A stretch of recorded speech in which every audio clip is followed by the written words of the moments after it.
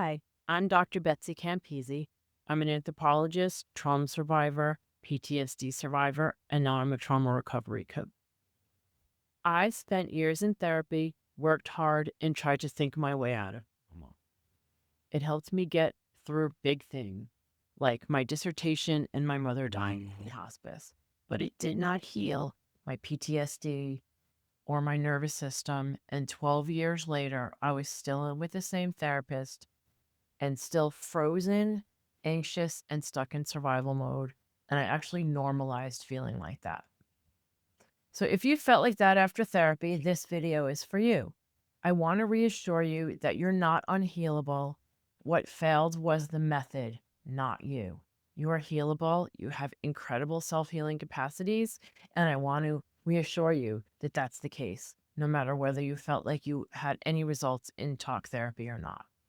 So today I want to talk about why talk-only therapy often fails trauma survivors, and not because you're doing it wrong, as I just said, but because too many therapists leave your nervous system out of the room. If you've been in talk therapy and felt worse, blamed yourself, or stopped going, you're not alone. Most people don't realize trauma lives in the nervous system, not just as memories or bad thoughts, but as automatic survival responses. When therapy ignores that, it's like cutting off your head from the rest of your body and thinking that everything is going to function. So in this video, I'm going to walk you through what goes on in your body during stress and trauma, why talking about it without a felt sense of safety can actually re-traumatize you, why so many people drop out of exposure type therapies thinking they're the ones with the problem, and then I'll share with you what helped me finally move the needle. I did more healing in the 2 years after that therapist ended the relationship with me than I did in the 12 years I was with her. So I also want to let you know how you can start looking for better support too. So let's start with the stress response system. So the stress response system is really the temporary activation of your nervous system when faced with a threat. It's designed to mobilize energy to meet a challenge, fight, flight, and then, crucially, restore to a state of rest and equilibrium. So you're probably familiar with fight or flight. That's what we call sympathetic activation. So here's what happens in your body. Your heart rate increases, your pupils dilate, stress hormones circulate through your body to help you get all of this ready. Your blood moves to your limbs from your digestive system. You're ready to move. Now, if fighting or fleeing becomes impossible, your body might freeze. So that's like high tension, but still, you can't move. You just freeze in terror. Or if it goes beyond that, you could collapse. Your heart rate drops, your muscle tone goes, and you actually can't really do anything. And this is called playing dead or playing possum for a reason. In a healthy system, once a threat is gone, your parasympathetic nervous system, which is your rest and digest system, kicks in. You shake off the tension, your heart rate drops, and your brain says, okay, I'm safe. We can go back to normal. So what happens during trauma? When the threat is overwhelming and you don't have support afterwards, your brain undergoes some major changes that differentiate it from a standard stress response and essentially get the smoke alarm stuck on. So your amygdala is what's often called your smoke detector, and it becomes oversensitive. It becomes hyperreactive. So everyday smoke becomes a 5-alarm fire. Your prefrontal cortex, which is your thinking brain, is also responsible for planning and a lot of other things. It can't reason because the connection between your logical brain and your emotional brain becomes weak. Your prefrontal cortex dims. In that state, you can't really think. You know you're safe, but your body doesn't feel safe. But the main thing is that your hippocampus timestamps your memory that's responsible for letting you tell the past from the present. Trauma can actually shrink or disrupt the way memories are laid down in the hippocampus so that instead of a regular memory, you can have fragmented sensations. Trauma is stored in the right side of your brain, and which is the part of your brain that is less aware of time. So all of that means that your brain, when it's triggered, your body thinks it's happening now. So the other thing is, why does this happen? So think about it in terms of evolution, which of course I'm more oriented to thinking about things like that. So what happens in evolution, first of all, your brain doesn't care whether you're happy. Your brain cares whether it's alive and it can pass its genes into the next generation. So your brain, if your thinking brain turns off, you're not going to stand around trying to decide what to do. And if the speech area of your brain gets dim, you're also not going to discuss it. You're just going to leave. And that is very adaptive as far as I'm concerned. It's just that when it gets imprinted into your nervous system for so long that you can't change it back, then it's a huge problem. So let's go into a little bit more detail about what happens in your brain when the trauma is triggered. The prefrontal cortex goes offline. That's responsible for language, reasoning, sequencing, reflection, and narrative coherence. Now, more specifically, the part of your brain responsible for language is the Broca's area. That goes dim. So when someone's triggered, they can't access words easily, they can't organize a story, and they can't talk it out. And your body is in survival mode just thinking about what happened. You may want to respond, but you don't have access to the tools to respond. You're not resistant. You're not avoidant. This is your neurobiology. So I'll tell you what used to happen to me. I was very vicariously traumatized in a refugee camp. I would see soldiers do things to people that disturbed me, and people do things to people that disturbed me. Sorry about my scarf here. And it was very traumatizing to me. So I would try to talk about it. I could not talk. I wanted to talk. I couldn't get it out. And now I know why. Because an area of my brain was going dim and I wasn't going to have access to the memory or even the ability to talk about it. And then afterwards, I would go home. First of all, I didn't remember how I got home. And second of all, I would have to pass out for 2 to 3 hours after therapy just to be able to function again because I was so exhausted from all of this. Now, I just thought that was a normal part of therapy and that must mean something good is happening. What it meant was that I was triggered without being grounded later or even before. So the amygdala took over, scans for danger, and when it's activated, you have stress hormones flooding your body, you go into fight, flight, freeze, or collapse, and you're in a reactive state. So in therapy, I'm being asked for these details about the trauma, and my body is in survival mode. So it's like asking me to explain a fire when I'm in the burning building. So here's why this happens. The trauma story is accessed or asked for before safety, before bodily sensation of safety is established. Your body needs to be regulated first. I know prolonged exposure therapy may not do this, but I'm sorry. If you want to avoid clients going home like I just said, or even worse, get the body feeling more comfortable. Get the body regulated first. The nervous system is not going to be oriented to the present. The nervous system is saying, this is not going to happen again. Let's relive this every time I get a reminder. So your body doesn't care that you're in the therapist's office. Your body thinks it's happening again when you remind it. So as I'm implying, you need a felt sense of safety. So you can know you're safe logically and still feel terrified in your body. And I know you've felt this in your therapist's office. Your heart is racing, or all of a sudden you feel like sleeping, or your therapist tells you you're dissociating. So in trauma-informed work, though, or trauma-responsive work, which I like to call it better, what you want to do, what you want to have done with, you want to be oriented to the present by looking around the room and different techniques that are out there that are very commonly known. You want to be grounded in your body. You want to have your breath regulated. You want to have your attention stabilized and not jumping around.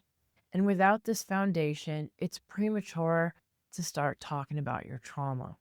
So remember, safety comes before story every time. So the felt sense of safety, what is it? It feels like groundedness and choice.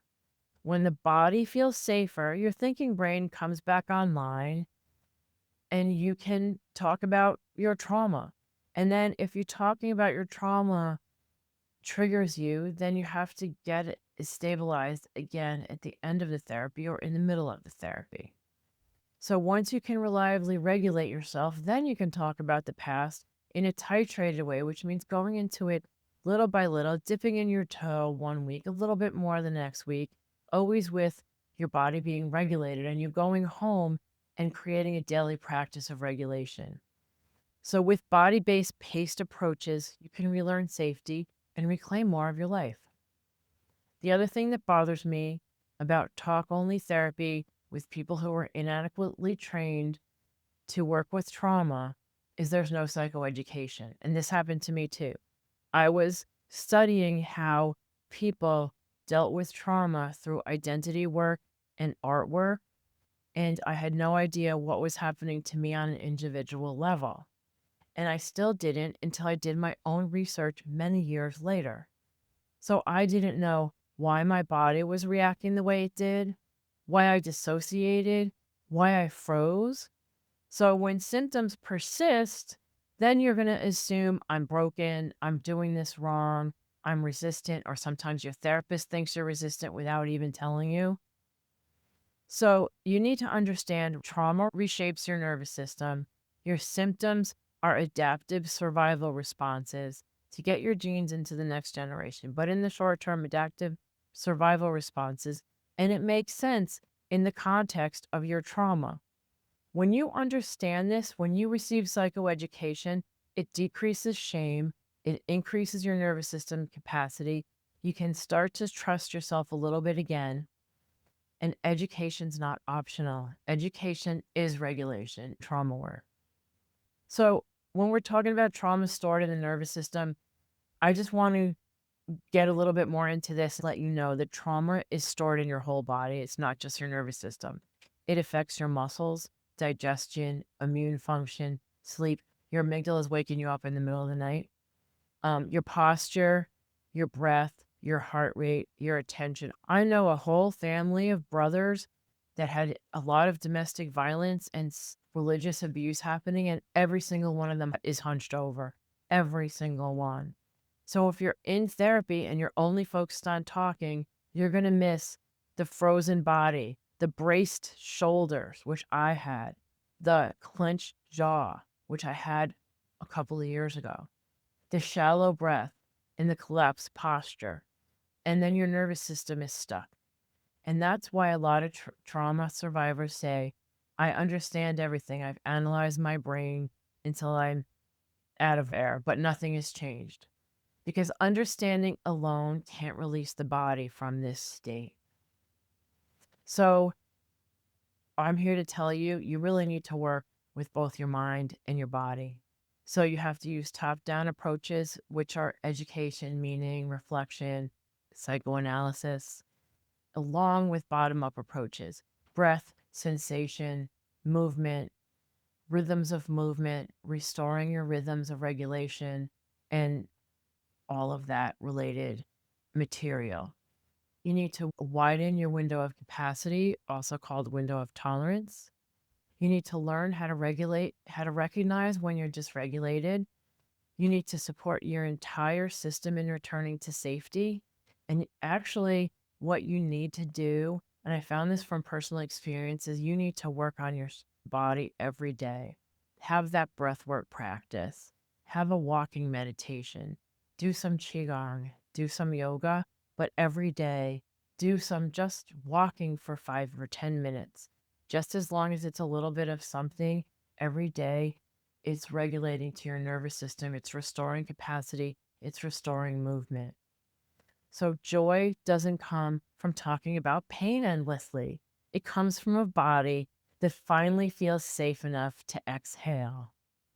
That's where you can reconnect with your joy through your body. So the other thing I want to add is trauma is not only individual, it's cultural. We pathologize stress responses. We rush emotional processing. We ignore our body. We separated from our head, and we reward endurance over repair. I can't stand the work on grit because that work on grit was not meant for people with PTSD to listen to. Just the fact that you get up every morning means you have grit. So, when therapy fails trauma survivors, it's not just a clinician issue, it's a systems issue. It's the way we think about this issue. And this is all changing now, but I would really encourage you to hitch your wagon to the people who have already changed the field and not to the people who are dragging up in last place. So, what does this mean practically for you now? If you've been in therapy for so long and you're not healing and you're just blabbing on and on every week, and you know what I mean, that's what I did. I thought I was doing something about it and I wasn't really. You should either get a therapist who uses somatic approaches, body-based approaches, or you should find approaches that complement your therapist if you think you have an excellent therapist. Now, sometimes also your therapist might stink, but that's the only thing you have available. I'm sorry, therapist, but some of you stink. All right. Some of you aren't good at what you do, just like the rest of the human race has people who aren't good at what they do. But that's okay. As long as you feel supported, go out and go to a yoga class, go take some polyvagal theory classes or somatic experiencing classes or something like that to make sure that you're working it in yourself, or breath work classes so that you can do breath work on your own. But if you can look for another therapist, you have good insurance, or you just somehow can do it, here are 5 questions you should be asking them. Number 1, how do you work with the nervous system? If the answer is vague or cognitive, red flag. How do you establish safety before working with the trauma material? So listen for things like regulation, pacing, containment. They could tell you about the vagus nerve or breathing. Some keywords like that will help you. So what training do you have in somatic or body-based approaches? I would like to hear that they have a certificate in something and not an hour in a semester-long course. That's not going to cut it because that doesn't give them any practice. It's training where they get to practice the technique. Now, what do you do if a client becomes overwhelmed or dissociated? All you have to listen for here is that there's some kind of a plan. Now, number 5, especially for people with trauma, you need to know that your therapist has also undergone therapy or at least has clinical supervision.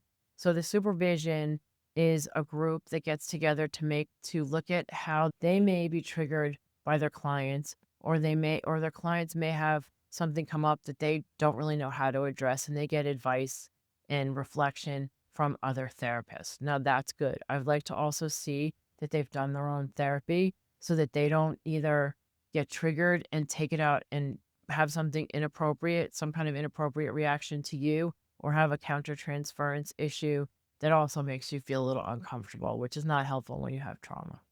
So if what I'm talking about in this video resonated with you, I have a free guide that goes deeper into how to choose a trauma responsive therapist and what to look for, especially if you've had bad experiences before. You can find the link in the description below. And also, I want to talk to you specifically if you're someone who knows why you feel the way you do and your body hasn't caught up yet. I want you to know there's nothing wrong with you. You can heal. Your nervous system learned how to survive.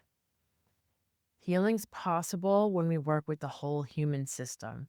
Remember, our body is a system. When you make changes in one part, it changes in the other part of the system.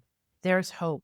We have such innate self-healing capacity that do not ever give up hope. You can find something that helps you. So I hope this is helpful. If you want to get notified when my second video comes out, please like and subscribe, and you'll get a notification. And I hope you enjoy the series of videos. I will try to post one at least once a week. I'm very passionate about this material, if you couldn't tell already. So I'll be seeing you in the future. Thank you very much, and have a much better day now that you know it wasn't you. Thank you.